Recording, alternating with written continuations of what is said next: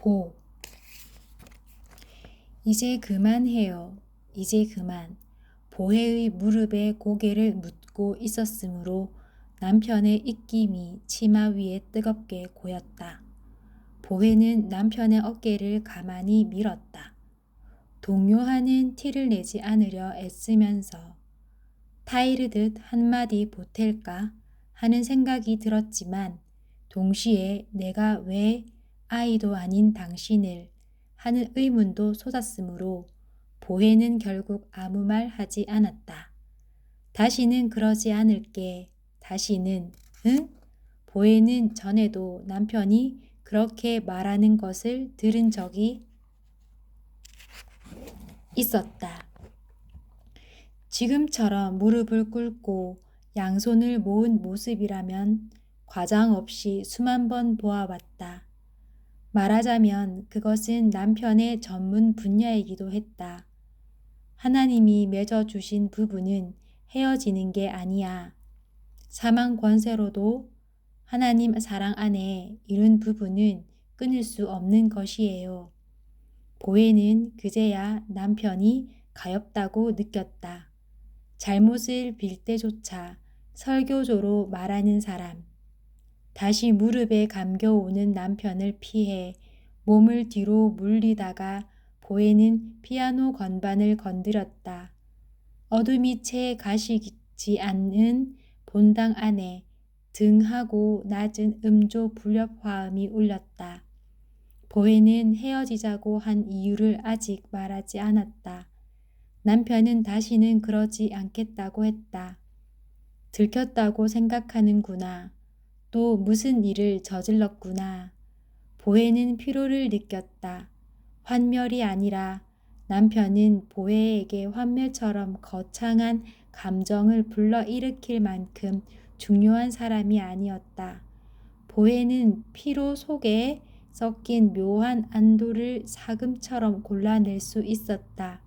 하지만 당신 잘못이 아니에요. 그러니 빌어도 소용이 없어요. 남편이 고개를 들었다. 눈물로 번들거리는 얼굴의 붉은 기운이 어둠 속에서도 뚜렷했다. 보혜는 말을 골랐다. 준비해 두었던 그럴싸한 말을 잊어버렸다. 저는 여자를 좋아해요.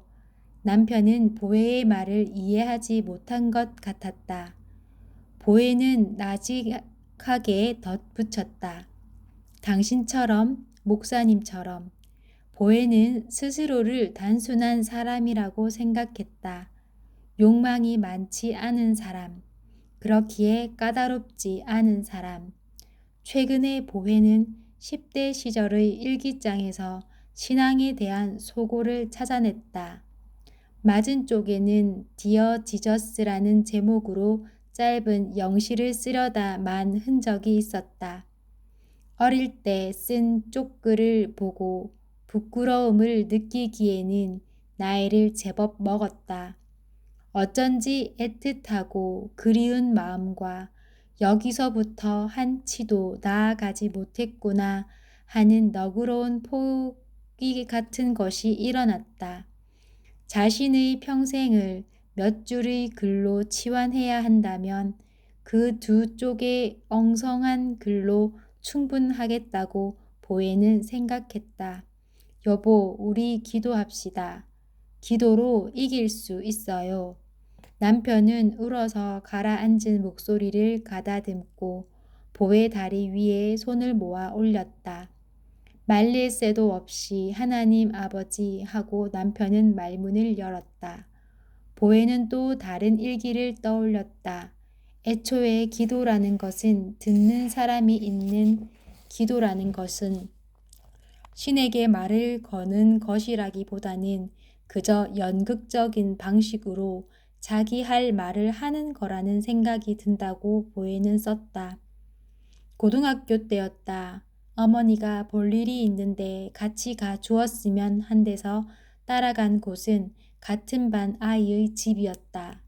어머니를 부른 사람은 교회 꽃꽂이 봉사를 도맡은 최 집사라는 여자였고 그 애는 최 집사의 딸이었다. 이렇게 착하고 이쁜 아가씨가 어쩌다 마귀 사단의 올무에 사로잡혔담.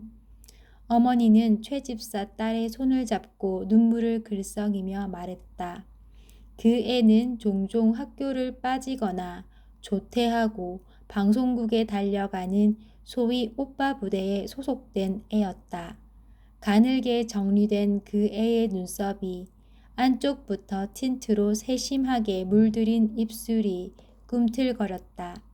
최 집사가 과일을 자르는 동안 그 애와 보혜는 서로 한마디도 하지 않았고 최 집사는 보혜 어머니에게 그 애가 어떤 마귀에 들렸는지 구구한 설명을 늘어놓았다. 이분이 우리 교회에서 영빨이 제일 센 분이야. 기도받자 눈 감아. 어머니가 여자애의 손을 모아 감싸 쥐었다.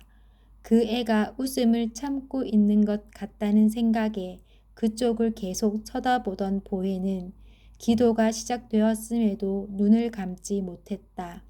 엉겁결이었다. 뒤늦게나마 눈을 감아야 한다는 생각이 들었지만 어쩐지 여자애와 어머니로부터 눈을 뗄 수 없었다. 불현듯 기도하는 동안에 눈을 뜨고 있기는 처음이라는 생각이 들어 기분이 묘해졌다. 기도를 시작한 지 얼마 되지도 않아 어머니는 방언을 하기 시작했다. 최 집사는 새된 목소리로 아멘, 아멘을 연호했다. 교회나 집에서 듣던 것과는 울림이 달라서 그런가 어머니의 기도 소리를 들으면서도 자꾸 딴 생각이 났다. 영빨이 세다는 건 뭐고 마귀 사단 올무에 사로잡혔다는 건 또 뭐지? 그런 건 신앙이라기보다 무속 같은 게 아닌가? 그런 생각이었다. 여자애는 의자에 앉은 채로 제 앞에 무릎을 꿇고 있는 어머니를 뚫어져라 보다가 문득 눈을 들었다. 눈이 마주쳤을 때 보혜는 여자애의 시선에 너무 무방비하게 노출된 것 같은 부끄러움을 느꼈다. 야! 그 애가 입모양으로 보혜에게 말을 걸어왔다. 같은 반이었지만 서로 이름도 잘 모르는 사이였다.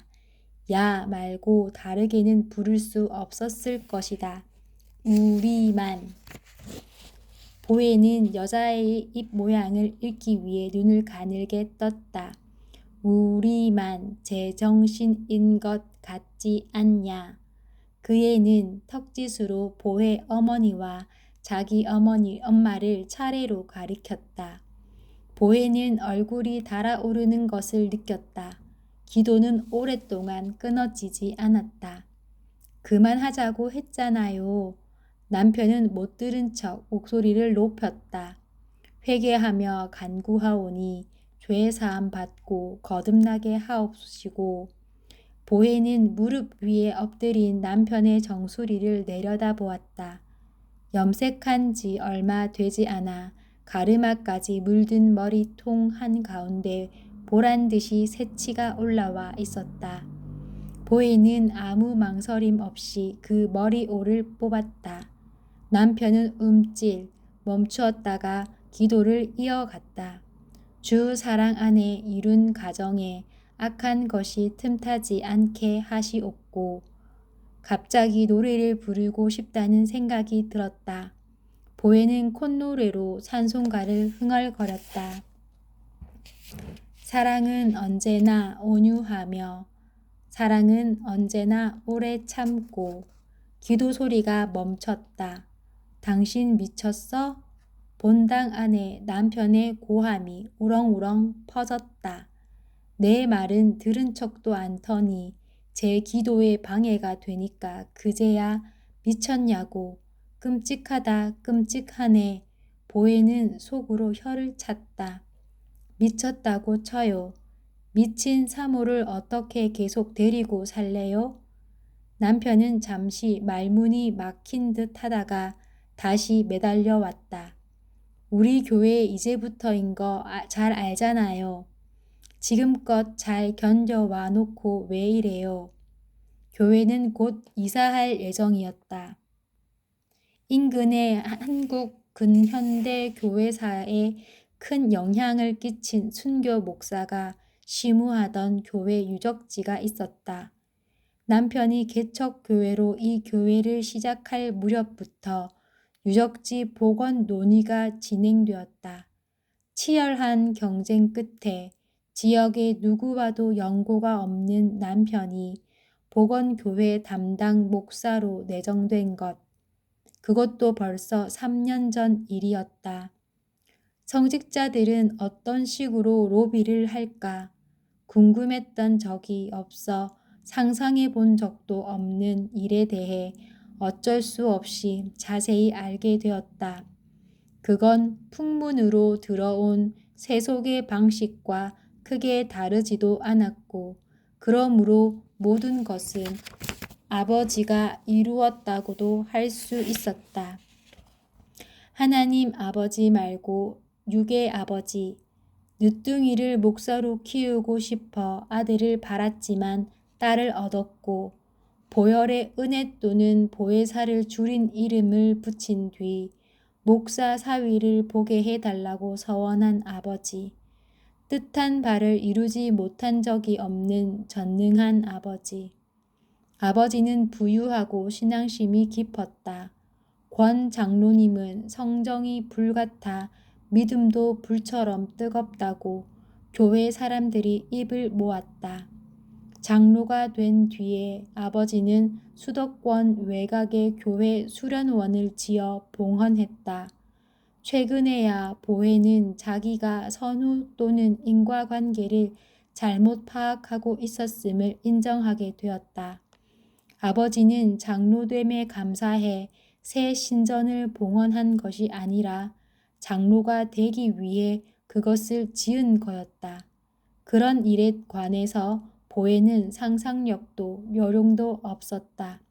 남편도 크게 다르지는 않았다. 그리하여 결국 모든 일은 아버지의 뜻대로 이루어졌다. 제발 정신 차려요. 장인어른이 뭐라고 하시겠어요? 남편의 말은 정확히 보혜가 예상했던 대로였다. 아버지하고는 상관없어요. 보혜는 무릎 꿇은 남편의 어깨 건너 바닥을 쳐다보며 말했다. 모조 스테인드 글라스 창을 투과한 빛이 아주 천천히 밝아지고 있었다. 보혜의 말처럼 아버지와는 관계가 없는 일이었다. 육의 아버지는 물론이고 영의 아버지와도 이번만은 아버지의 뜻대로 되지 않을 것이다. 생각이 여기에 이르자 보혜의 눈에 뜻없이 눈물이 고였다. 남편이 보혜의 얼굴 가까이에 손을 올렸다. 보혜는 남편의 손바닥을 손등으로 걷어냈다. 흐려진 눈에 스테인드 글라스 빛이 일렁이는 것처럼 보였다. 아름답네. 아름다워. 아름답다. 고 보혜는 거듭 생각했다. 인간에게만 극적일 순간, 같은 공간에서 동시에 일어나는 아무 의미 없는 현상의 아름다움. 그 아름다움이 인간들의 일을 하찮게 만든다. 한때 보혜는 그런 무심한 아름다움이 신성과 맞닿아 있다고 믿었다. 몇 해 전 필리핀으로 선교 여행을 갔을 때 일정이 끝나고 다른 목회자 부부 여럿과 어울려 해변에서 석양 구경을 했다. 프라이빗 비치라고 들었는데 해변 저편에 한 무리의 현지인들이 들어와 놀고 있는 게 보였다. 여자들은 열대의 꽃을 엮어 목이나 머리를 장식했고 남자들은 긴 머리를 상투처럼 틀어 올렸다. 보혜는 묘한 끌림을 느꼈으나 다른 일행들은 딱히 관심이 없는 것 같았다. 보혜의 눈길을 알아챘는지 그들도 보혜 쪽을 바라보면서 웃었다. 그 중에서도 한 젊은 여자가 보혜의 눈길을 끌었다. 다갈색 어깨 위에 묻은 흰 모래가 햇빛을 자잘하게 부수고 있었다. 이르시되 빛이 있으라 하시니 빛이 있었고 보시기에 좋았더라. 고 그 빛이 보시기에 좋았더라. 보혜는 창세기의 구절들을 입안에서 곱씹었다. 10명 남짓한 그들, 현지인 무리를 선한 빛이 감싸고 있는 것처럼 보였다. 젊은 목회자 부부들은 둥글게 서서 손을 잡고 돌아가면서 기도를 했다. 아버지가 지은 세계의 아름다움을 찬양하고 국민 대부분이 가톨릭 교도인 필리핀에 진정한 신앙이 뿌리내리도록 더욱 힘쓸 능력을 달라 간구하고 귀국 후에도 지치지 않고 믿음의 사역들로 영광 돌리게 해달라고 기도했다. 보혜는 자기 차례를 짧게 마쳤다. 오직 겸손하게 하소서.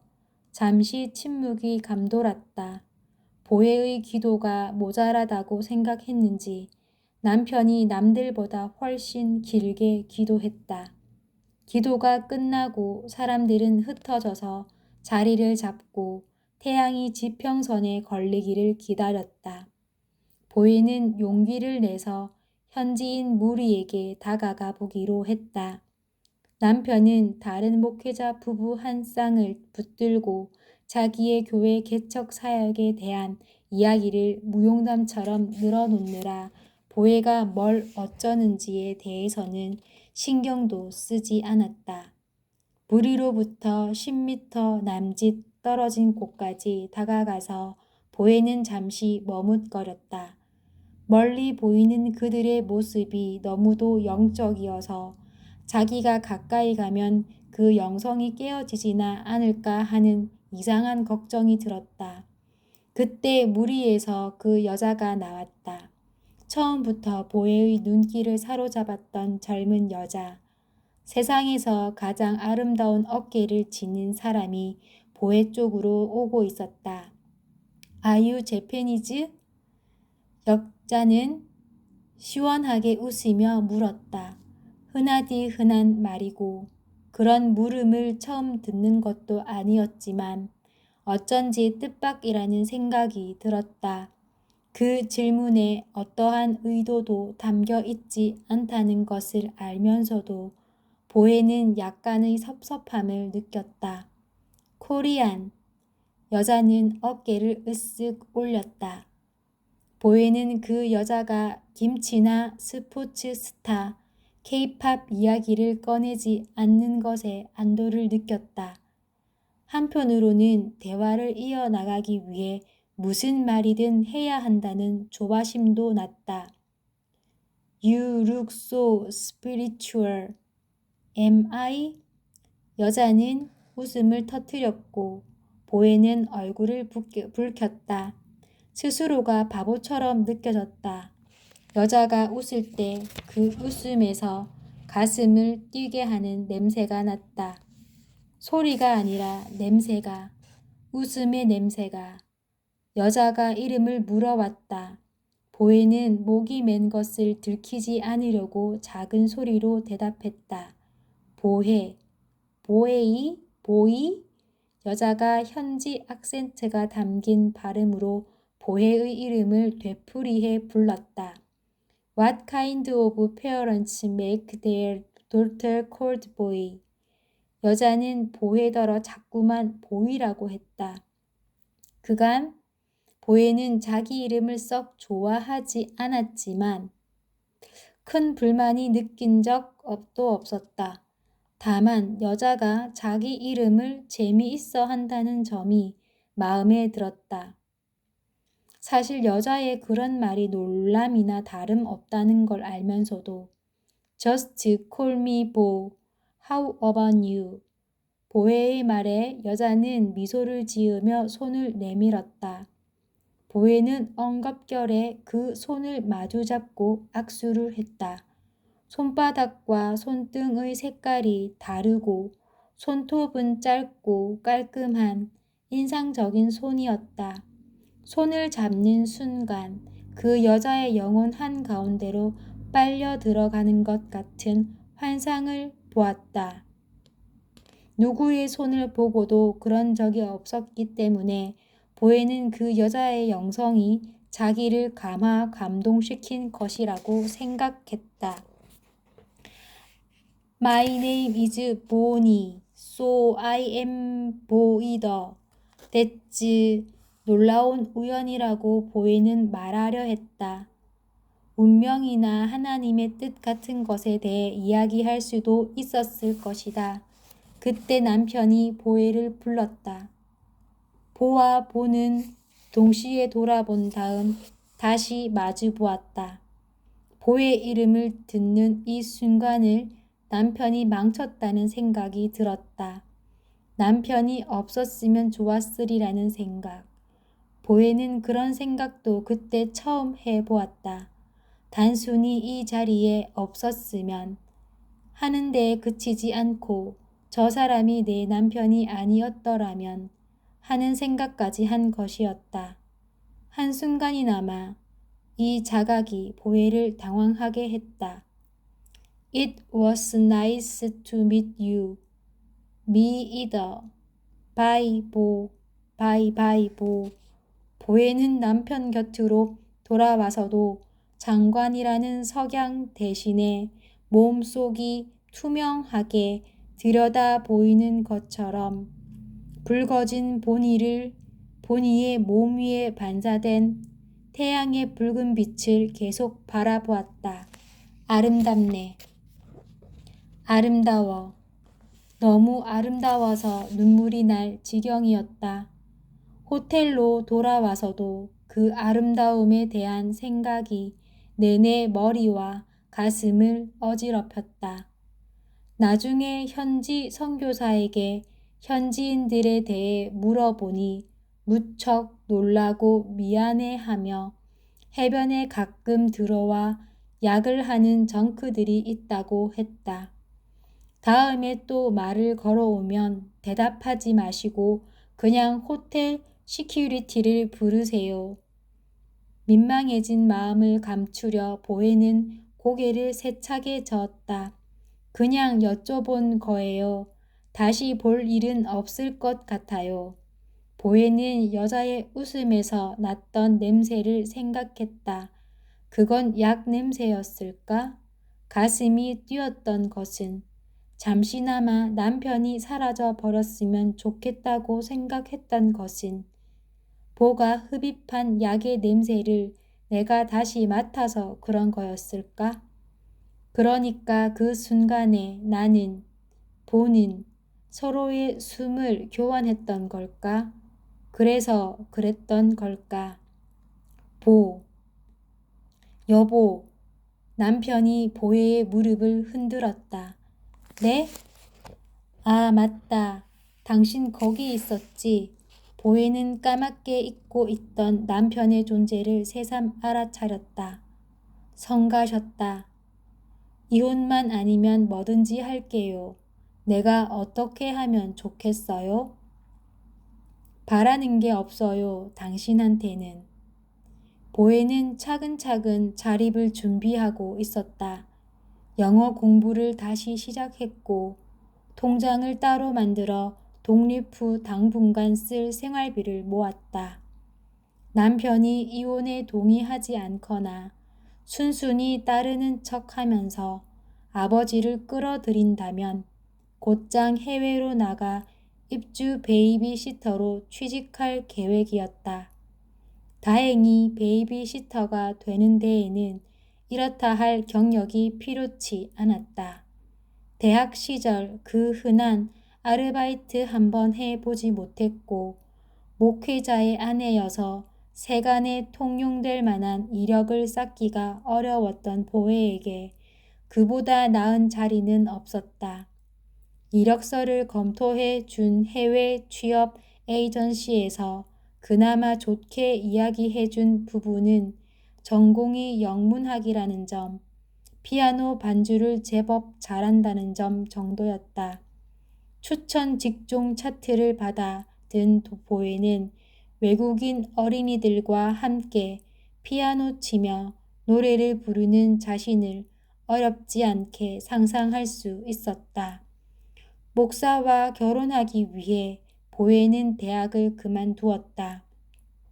3학년 1학기 중간고사를 치르기 직전이었다.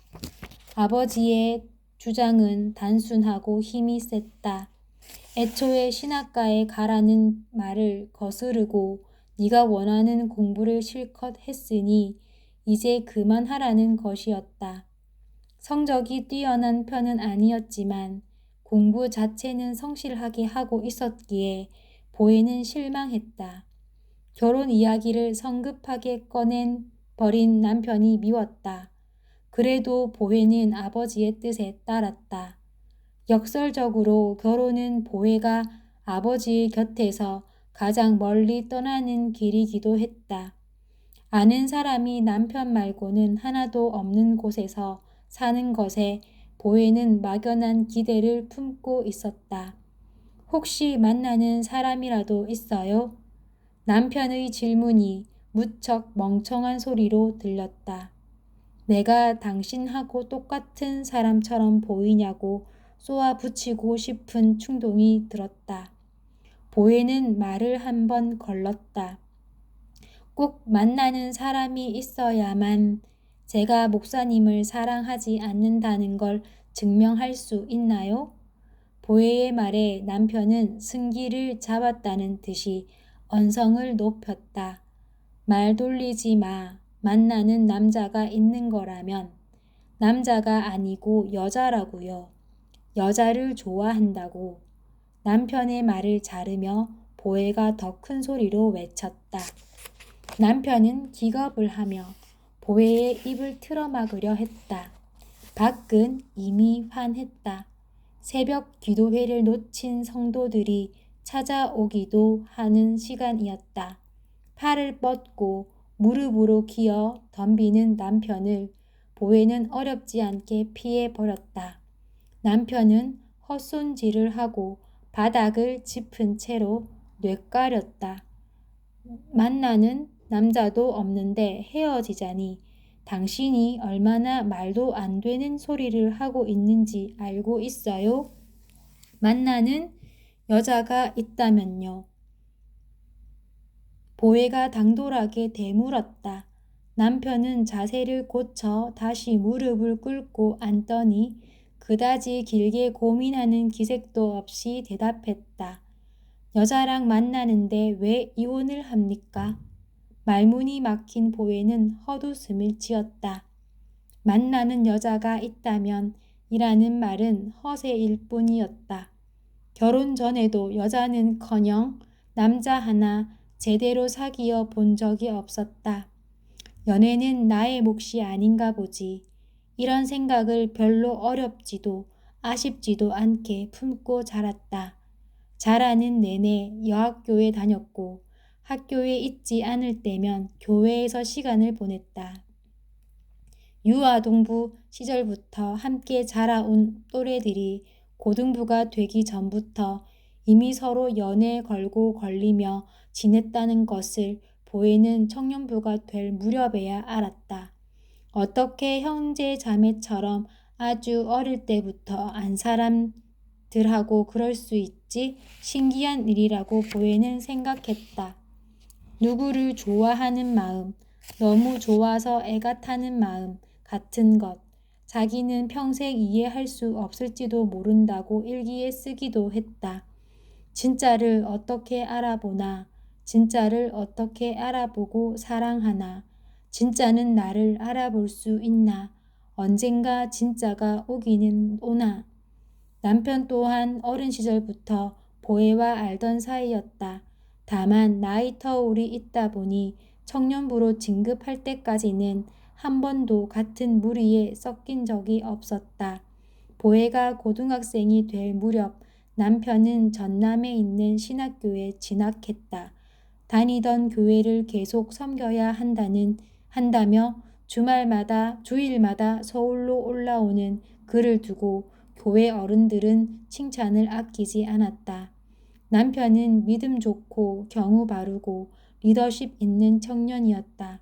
연합신앙 수련회를 다녀오는 길에 롤링페이퍼를 쓰면 글씨가 가장 빼곡한 사람이 남편이었고 여백이 제일 많은 사람이 보혜였다.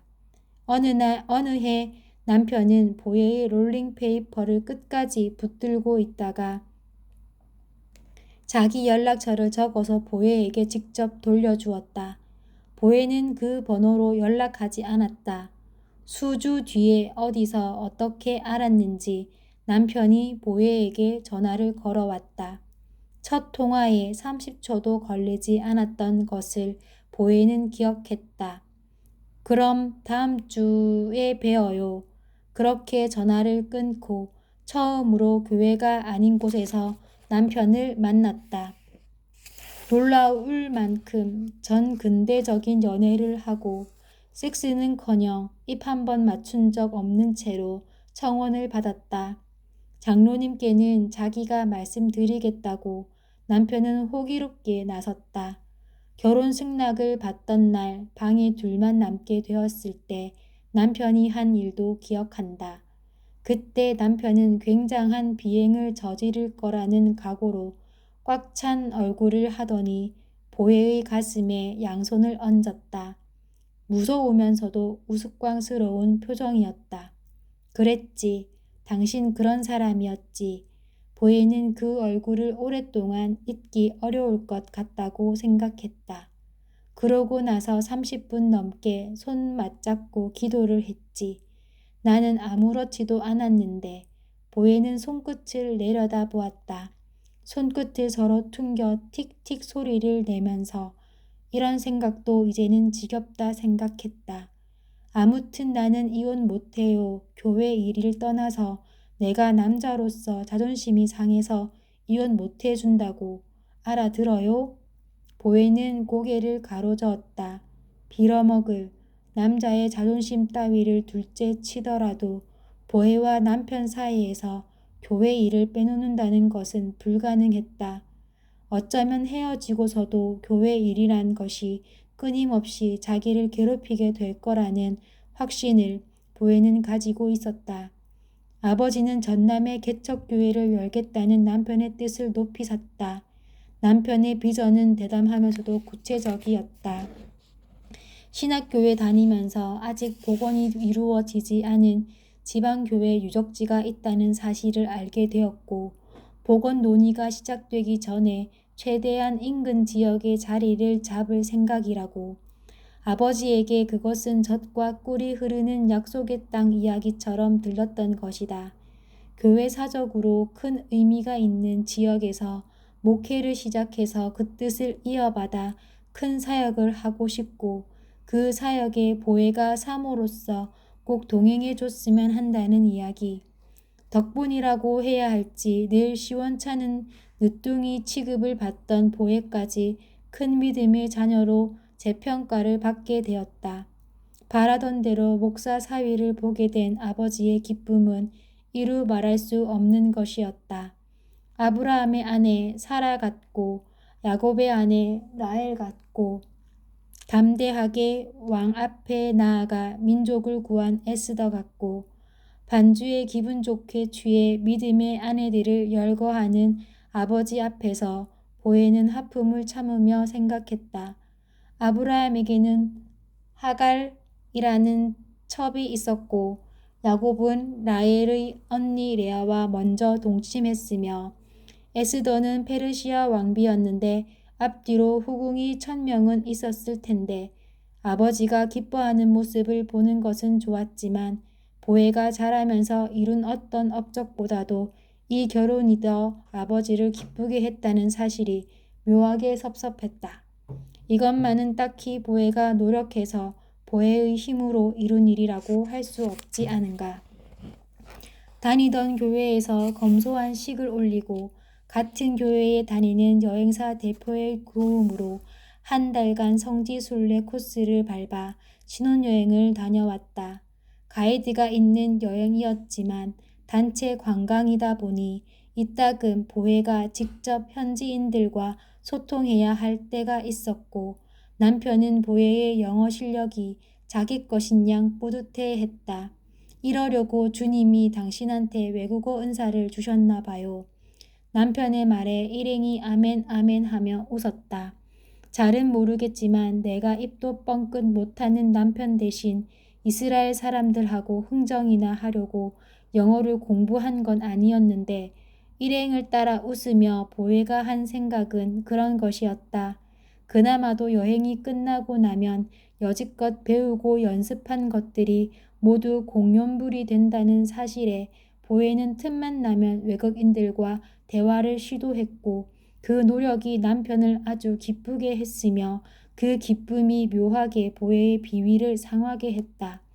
동기들이 서울에서 졸업 논문과 시험으로 바쁠 동안에 보혜는 떡을 짓고 수건을 맞춰 시골 마을을 헤매고 있었다. 교회 터를 잡은 곳을 기준으로 걸어서 오갈 수 있는 마을 세 곳의 가구 수를 다 합쳐야 겨우 500가구 남짓이었고 절반 이상이 독거 노인이었으며 그중 과반이 노파였다. 노파들은 보혜가 혼자 가면 그다지 달가워 하지 않았고 남편이 문을 두드려야만 우리 아들 왔냐며 맨발로 뛰어나왔다.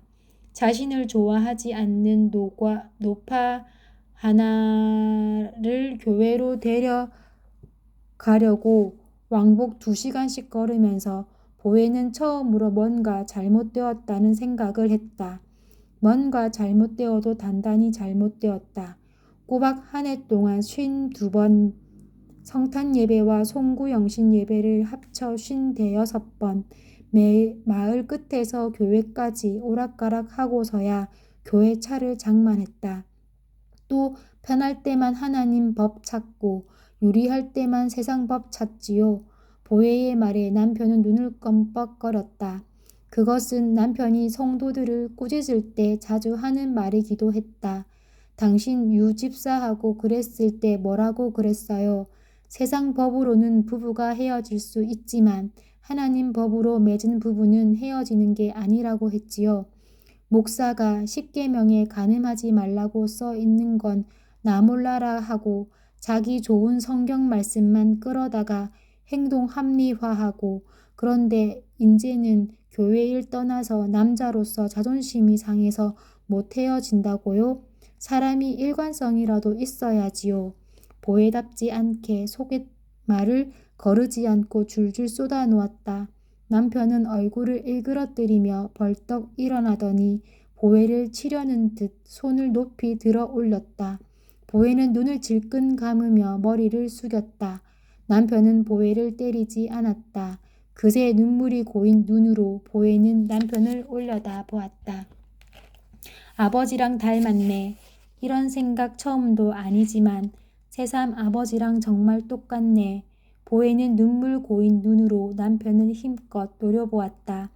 교회차가 생기고부터 보혜에게는 남는 시간이 많아졌다. 읍내 피아노 학원에 다니고 꽃꽂이를 배웠다. 성인은 가르쳐 본 적도 없고 워낙 수준이 높아서 가르칠 게 없다는 원장의 말에 피아노를 관두고 읍내에서 배울 수 있는 모든 것을 다 한 달씩 들어보았다. 남편은 보혜가 여가를 보내는 방식에 크게 토를 단 적이 없었다.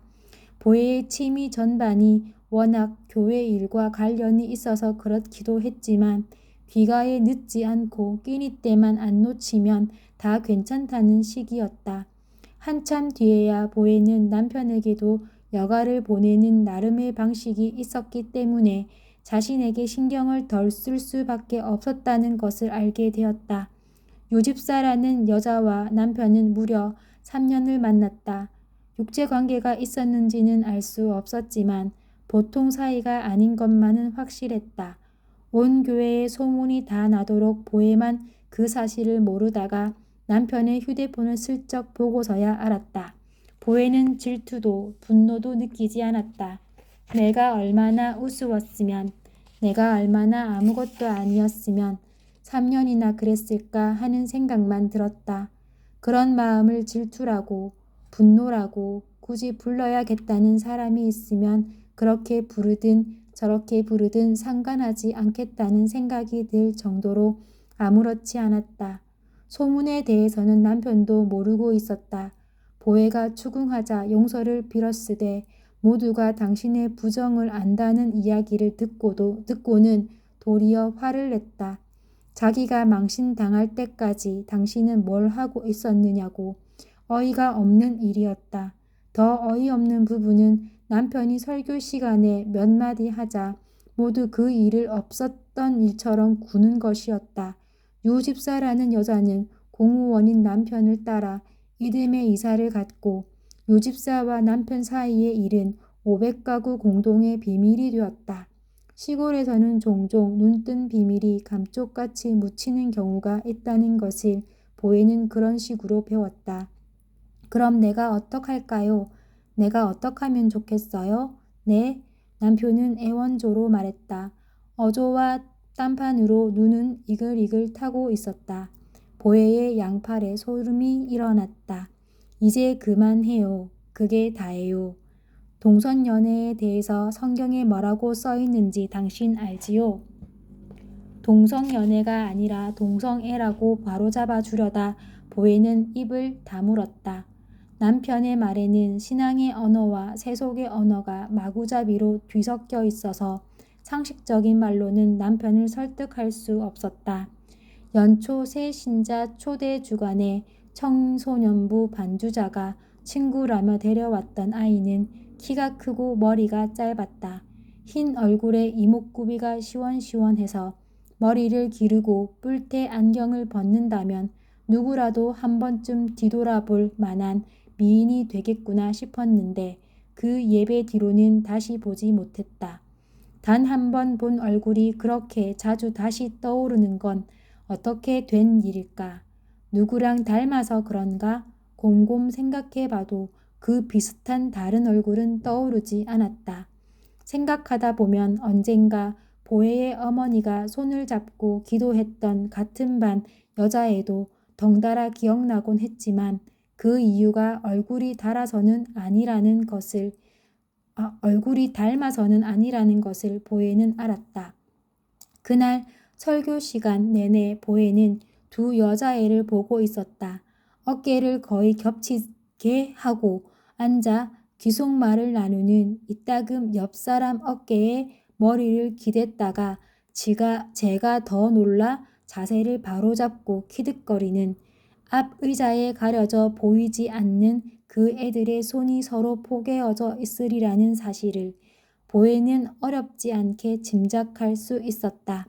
포개어져 있는 몸의 영역만큼 둘 사이의 경계가 허물어져 있으리라는 것을 모르려야 모를 수가 없었다. 단상 바로 아래 놓인 반주좌석에는 본당 안에 앉은 신자들의 얼굴이 낱낱이 보였다. 아마 남편에게는 목사님에게는 더 잘 보였겠지. 그런 생각을 하자 보혜가 더 안달이 났다. 저 애들이 서로 사랑하고 있다는 걸 나 말고 또 누가 눈치채면 어쩌지? 목사님이 알아버리면 어쩌지? 저토록 자명한 사랑을 모르고 지나칠 수 있나? 예배가 끝나고 그날이 저물고 다음 예배가 돌아올 때까지도 남편이 그 애들에 대해 특별히 언급하는 일은 없었다. 그러고서야 보혜는 마음을 놓을 수 있었다. 남편이 사랑에 대한 상상력이 아주 희박한 사람이라는 사실에 감사했다. 누구든지 여자와 하는 것처럼 남자와 함께 눕는 자는 가증하다. 성경에는 그렇게 기록되어 있었다. 여자가 여자와 눕는 경우에 대한 언급이 없는 이유는 여자를 남자와 동등한 인격으로 취급하지 않아서였다. 성경대로라면 사람은 그러니까 남자는 돼지고기도 먹어선 안 되고 생리 중인 여자와는 겸상도 하지 말아야 했다. 물론 남편은 생리 중인 보혜가 돼지고기를 넣고 끓인 김치찌개를 마다 않고 잘 먹었다. 이런 말들을 남편은 궤변이라고 할 것이었다. 또 보혜의 행동에 대한 남편의 예상과 남편의 행동에 대한 보혜의 예상은 정밀도가 달랐다. 그건 누가 어느 쪽의 눈치를 더 보면서 살았는가에 달려있는 차이라고 보혜는 생각했다. 여권을 갱신하고 소녀 시절부터 써온 일기장을 미리 챙겨두었다. 평일 오후 3시마다 전화 연화를 한 지 3개월이었고 남편이 모르는 통장에는 편도 항공권 집값과 반년치 생활비를 모아두었다. 그만두자는 보혜의 말은 제안이 아니라 통보였다. 어쩌다 그렇게 됐어요? 당신? 어쩌다 이렇게 된 게 아니라 원래 이런 사람이었어요, 저. 고등학생 시절 보혜가 일기에 쓴 신앙에 대한 소고는 이런 말로 시작되었다.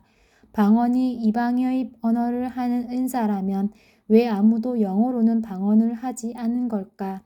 교회에서 영빨이 가장 세다는 어머니도, 성종도 믿음도 불같다는 장로 아버지도, 더 바랄 것이 없어서 보혜가 방언의 은사를 받는 것만이 기도 제목이었는데 10대 시절 이미 방언의 은사를 받았다는 그들의 기도에 아무리 귀를 기울여도 영어로는 방언을 하지 않았다. 교회 사람들 모두가 그랬다. 불어로도 스페인어로도 중국어로도 들리지 않는 언어로만 방언을 했다.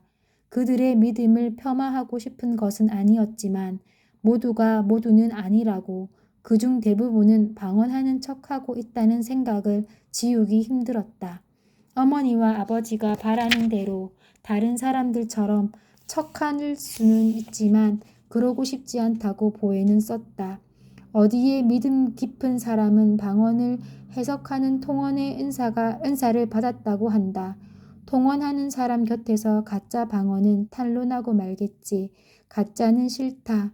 그렇다고 모두가 가짜라는 것은 아니지만 진짜와 가짜를 구분하는 눈이 내게는 없으므로 가짜라도 진짜인 척은 하지 않는 것들만 사는 세계에서 오로지 촉감만으로 나의 진짜를 찾아가고 싶어.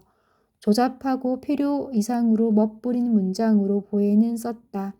처음과 같이 이제와 항상 영원히 나는 원래 이런 사람. 남편은 한숨을 길게 내쉬었다.